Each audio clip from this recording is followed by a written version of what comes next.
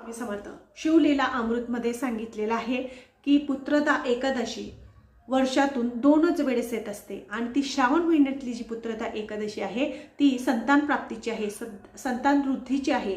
त्यामुळे ज्यांना संतान नाही, ज्यांना पुत्र नाही, ज्यांना खूप प्रयत्न करून सुद्धा संतान प्राप्ती होत नसेल तर त्यांनी हा उपाय करायचा आहे.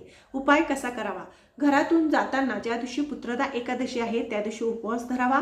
उपवास केल्यानंतर घरातून निघताना आपल्याला एक दिवा घ्यायचा आहे तुपाचा.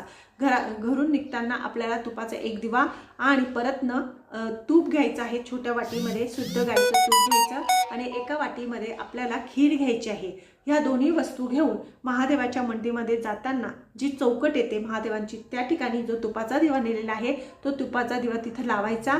महादेवांची पूजा करायची, पाणी अर्पण करून अभिषेक वगैरे करायचा आणि नंतर त्या महादेवांच्या पिंडीवरचे 2 बेलपत्र उचलायचे.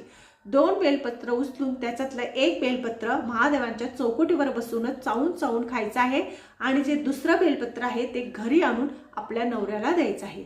असं केल्याने निश्चितच तुम्हाला संतान प्राप्ती होते असं शिवमहापुराण कथेमध्ये सांगितलेलं आहे. हा उपाय करून बघा. ज्यांना संतती प्राप्ती नाही, ज्यांना मुलाची इच्छा आहे किंवा मुलांच्या आरोग्यासाठी प्रत्येक आईने ह्या दिवशी म्हणजे पुत्रदा एकादशीचं व्रत राहायचं आहे.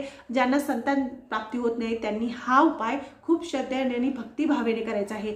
निश्चितच त्यांना संतान प्राप्ती होते असं शिवमहापुराण कथेमध्ये सांगितलेलं आहे. माझं चॅनल आवडत असेल लाईक करा, सबस्क्राईब करा. श्री स्वामी समर्थ.